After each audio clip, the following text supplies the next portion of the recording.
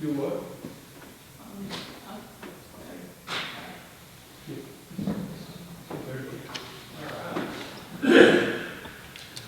All right, let's go ahead and call to order the June 12th City of Bella Vista Planning Commission meeting. Call the roll, please. Portillo? Here. Sudbury? Wesson? Here. Jewell? Here. Farner? Here.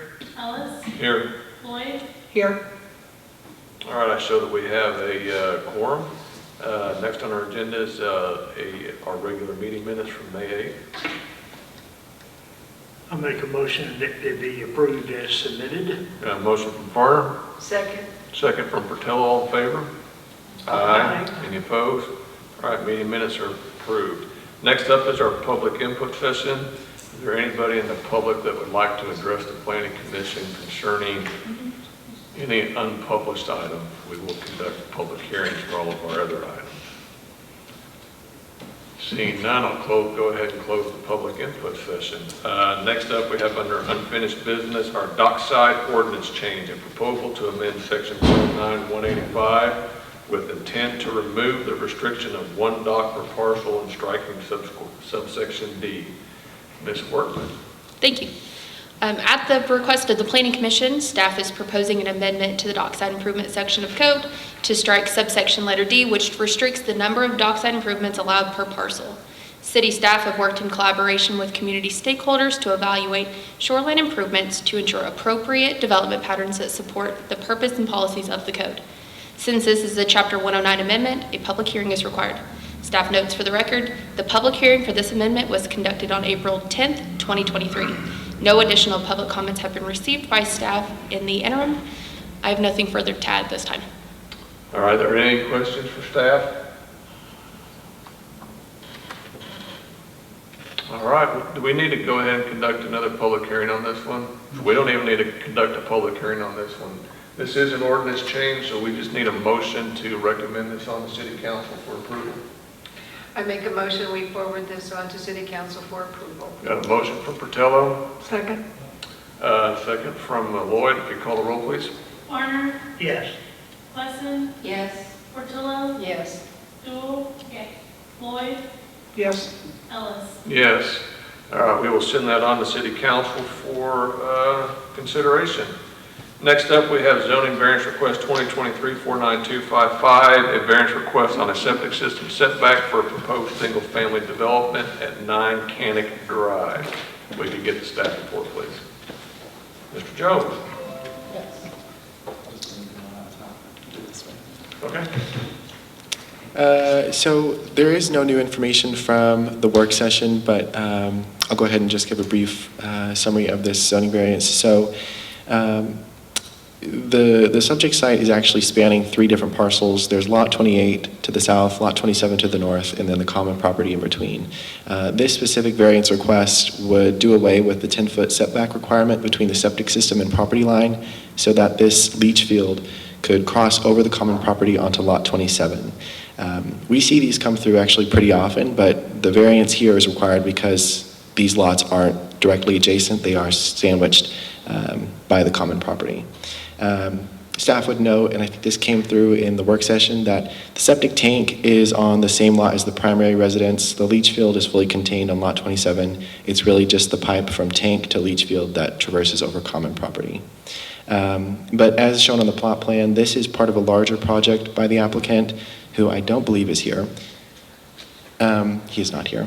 But this is part of a larger project to construct a 3-bedroom home. The lots are constrained in size pretty significantly. Lot 28 is just 0.239 acres, and similarly, lot 27 is just 0.258 acres. Standard lot size is 0.33. This variance has already received approval by the POA Association Board of Directors.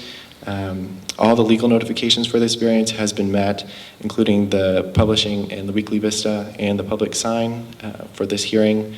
But based on this analysis, staff still offers no recommendation of approval since the intent of this district is fulfilled with a single-family home, and it can still percolate for a 1-bedroom residence.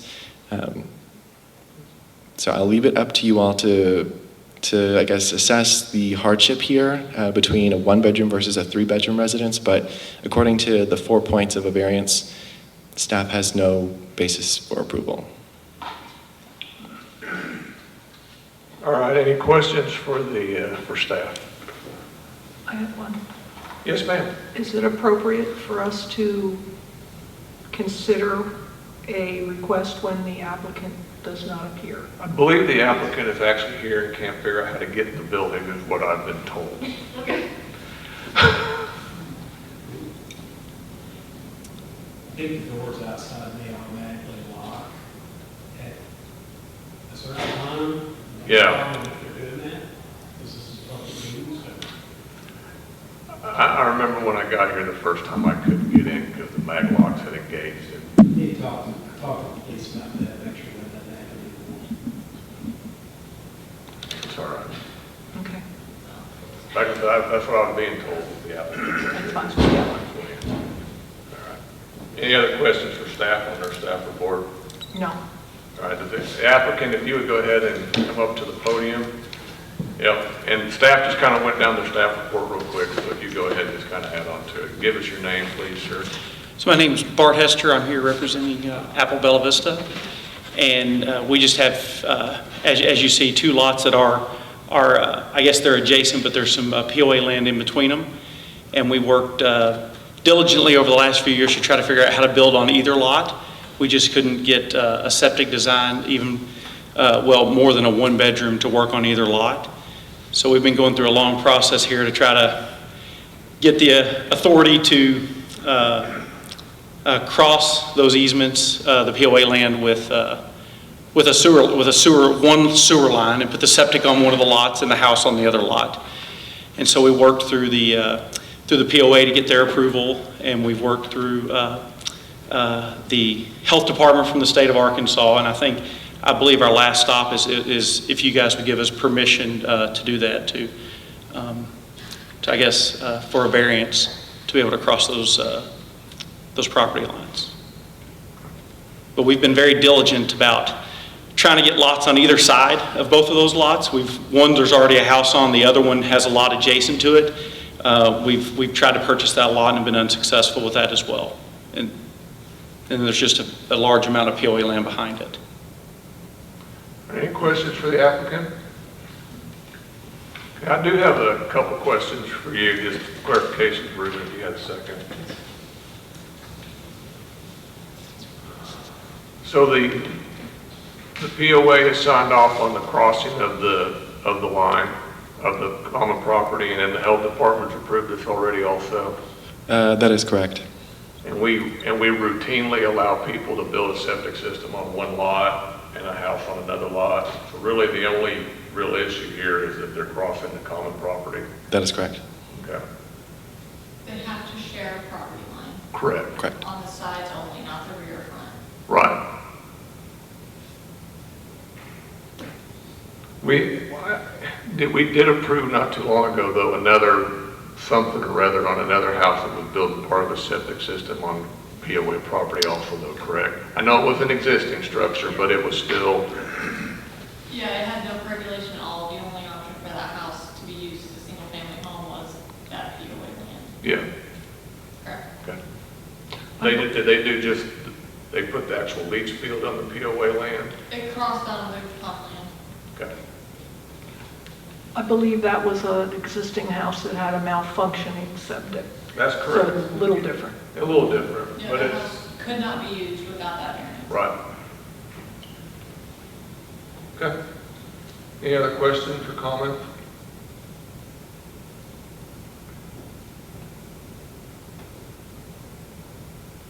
All right. Take a motion to approve it. Oh, sorry, go ahead.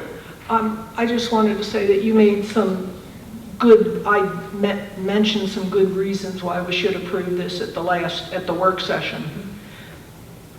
And I was thinking I would agree with what you had said, but like staff, I don't think it meets our definition of hardship. So that's where I stand. Yeah, I think it comes down to what's the definition of a hardship. Yeah. Is the ability to have a family in the house, is that a hardship or not? Because a one-bedroom home is not for a family, that's for one person, maybe two. And lots of market for that size house. Yeah, I'm not a real estate agent, so I don't know. Anyways, I'll need a motion to approve variance 2023-49255. Did you already have a public hearing? Oh, I'm sorry. Yep. Thank you, Taylor. All right, this time we'll go ahead and conduct the public hearing. Is there anybody in the audience that would like to address this, the Planning Commission concerning this variance request? All right, seeing none, we'll go ahead and close the public hearing. Any other discussion, comments? All right, if not, we'll need a motion, please. I make a motion, we approve the variance. Got a motion from Farner, Second. second from Fratello. Call the roll, please. Farner, No. Preston, No. Portillo, Yes. Jewel, No. Floyd, No. Ellis, Yes. Motion is denied. I think you can get with staff and they can kind of tell you what the next steps will be or whatever they'll be. Thank you, sir. All right, next up I show zoning variance 2023-49259 has been withdrawn. That is correct. Okay. But because we still told the public in multiple ways about a public hearing, we still wanted to publish it on here. For those that may have shown up for the public hearing. Do we need to do anything other than just say it's been withdrawn, Mr. Kelly? I'm still, was working on that last issue. I did not hear, this is, which item are you on? C. It was, the application was withdrawn, Yeah. so you don't really need to do anything about it. Next up, we have ordinance amendment, proposal to amend section 109-42B1 to add subsection C. Size of a permanent sign may be increased up to 10%. I don't really have anything new to add other than what was talked about at the work session. This is the request of the mayor to give staff a little bit of administrative authority over minor adjustments to permanent signs, because as of right now, nothing in the sign code has any staff authority for any consideration. So any adjustment, minor or not, must go to you guys, which is a 42-day review process for a request. Whereas other structures or other projects can be administratively varied through staff. However, for some reason, that entire article cannot be done. So at the request of the mayor, I'm here tonight recommending a recommendation of adding subsection C so we can consider permanent sign size increases up to 10% of what the sign is. Similar to how we do with building height right now. Like I can vary a height up to 10%. So I'm still within that boundary of administrative authority. All right. Any questions for staff? I think this one came out of a request out of the mayor's office, correct? Yep. Okay. Is there any consideration of the city given us why you said an automatic approval up to 10%, or are there criteria that you must consider that would allow you to? We have more criteria than you guys do for our minor variances. I believe Megan might have touched on that, maybe read them to you verbatim at the work session. I believe we have 4, maybe 5 off the top of my head, items that we have to meet. So the 3 that you have and then 1 or 2 extra for us to approve a minor variance. That's not in that's not in the packet, right? Or am I just not finding it? Let's see. Did we publish it? They are in there. I was going to say, I thought I included the whole administrative section. At the bottom of page 51, it's going to be subsection B3. Yeah, so we have 5 items that need to be met before we can approve something.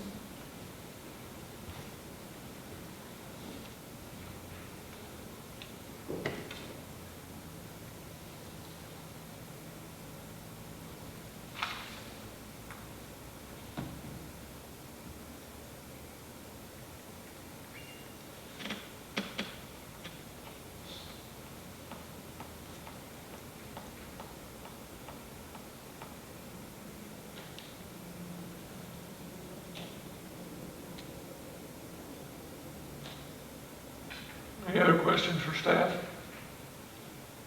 Since this is an ordinance change, we'll go ahead and conduct the public hearing. Is there anybody in the public that would like to address the commission concerning this ordinance revision? Seeing none, we'll go ahead and close the public hearing and take it back to the commission. Any questions or comments? If not, we'll take a motion to send this on to city council with a recommendation to adopt. I'll make the motion to recommend this to the city council. Got a motion from Klesson, Second. second from Lloyd. Call the roll, please. Portillo, Yes. Bonner, Yes. Lloyd, Yes. Jewel, Yes. Wesson, Yes. Ellis, Yes. All right, we'll send that on to city council. The other 3 items have been withdrawn, dealing with the law office on parcel number 16-40791-001. We're being told we'll see it again sometime soon, On August 14th. so, okay. So that takes care of everything under new business. Do we have anything for open discussion? Oh, yes. Thank you for reminding me. Congratulations, Ms. Robertson has been promoted. You'll have to remind me what your title is now. Yeah, planning manager, senior manager, so good job. Good job. And we did talk at the work session. I know everybody else was at conference and left Megan here to do everything by herself about amending our process for bringing projects before the planning commission and making sure that they're ready to come before the planning commission. Since the state decided not to adopt the 60-day mandatory review cycle. Which we already have that. Our code already had that set for us. Yes, that's why we want to get rid of it. So, okay. I guess we can talk about that now just because, I mean, I have Megan's excellent note in the recording. But just to clarify, because where staff is right now, we already have what defines a complete submittal on our code, 17225. I just want like more clear direction. Right? You guys are pushing more for like, it must meet code. They need to either have addressed all the staff comments or asked for the appropriate variances or waivers Okay. before it's considered ready to come to our work session. Before we bring it Or forward. like a large scale or something that Or- depends on that. Yeah, Incidentals. yeah, and quite frankly, we also like to see staff or the city adopt an escalating review scale. So like after the third submittal, you start paying re-review fees that escalate with each resubmittal. Almost every other city in Northwest Arkansas has adopted it, but I bet if we did the math on how much we paid on this one project that's been reviewed to Garber, it way exceeds what we've been paid in review fees, probably by a factor of 10, I'm guessing. And that shouldn't be the citizens of Bella Vista's responsibility to pay for his inability to do his job. Yeah, I put that on TV.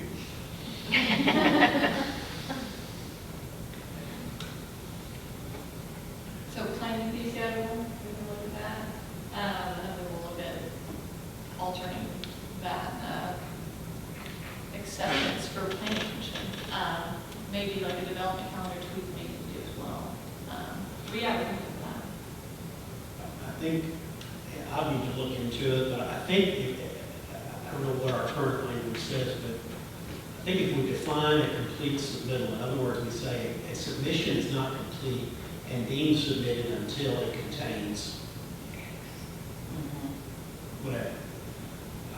Or it shall not be deemed to have been submitted until all this has been done. That way, any clock doesn't even start until that threshold has been met, and that way you don't end up with items on the agenda. Yeah. Are we even required to have a clock? I think you probably need to have a clock, because by having a clock, everyone knows what the expectations are. If you had it open-ended and never had really any legal deadline, you could end up with some constitutional problems, I think, if you did. Okay. I think the timeline also supports staff sometimes too, because if there is a timeline that's also not just for staff or you guys making a determination, it also helps push staff, get that complete submittal from the applicant too. Sure. Typically with our current process, because right now, like trying to get them to meet code and things like that, but if we were to change, like we're not even gonna, it's not even gonna hit the development calendar until you comply. That will change things, but currently right now, the time will actually kind of help staff, Okay. Fair enough. subject to change. All right, that's all I've got. Anybody else?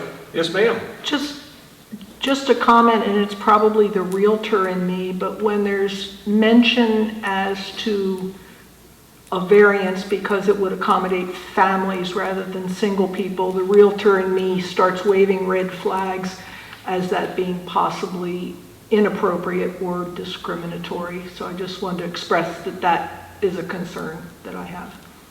I think that's exactly correct, and I'm not, that does not prove hardship one way or the other. It's really not relevant to the factors of a variance. So, Fair enough. I think you're right. Thank you for that.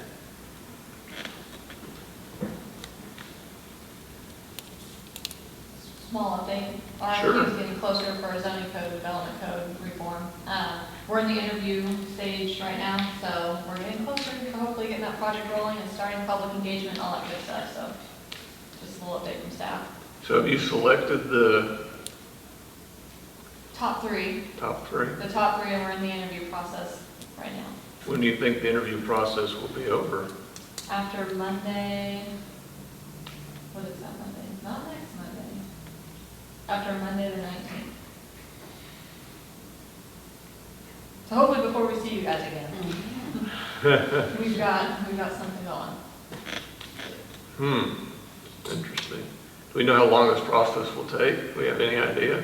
What do you mean? For the, going through all the public hearings and, Oh, like the engagement and all that? yeah, All the RFQs that we've been given, because we requested a timeline in those RFQs, they've ranged anywhere from like 17, 18 months all the way to 22 months.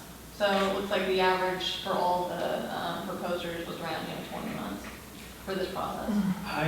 I think, and that just gets you to a draft with the planning commission, because that's good. Oh, this is from public engagement to adoption, all of theirs. Oh, that, up there going all the way to council adoption. Yep. Yeah, that's, I was gonna say a couple of years. Yeah, That's it's a long probably- process. Yeah. I think, obviously, time to get it drafted and then for you all to determine what you want to recommend, that's a process that will take time of necessity because it's a complicated project. I think it is going to be important that the city council know that this is in the works, because it could end up being, okay, here's this thing, and once it gets to the council, it might go for a very long time. If there's not a lot of communication and knowledge about what all the process is and what we're trying to do. I really don't, I'm not trying to make any comments about anything. I'm just saying, being realistic, we can chew on things a long time. So we need to be ready that it could take a while. yeah, I mean, this won't be an easy process for sure. And all of the RFQ proposers too, a lot of it was heavily focused on public engagement and stakeholder discussions, so like such as you all, staff, and then of course the public. So hopefully there will be excellent communication whenever the process starts with it. That's the goal. We have the whole city involved. We'd love, we'd love for thousands and thousands of public participants to get this going, so. As we went through many years ago, the confusion which will arise Yes. because of our unique status around here and all the private regulations and that are unaffected by any of this, and what we can do and what that means practically is the biggest challenge. Yeah.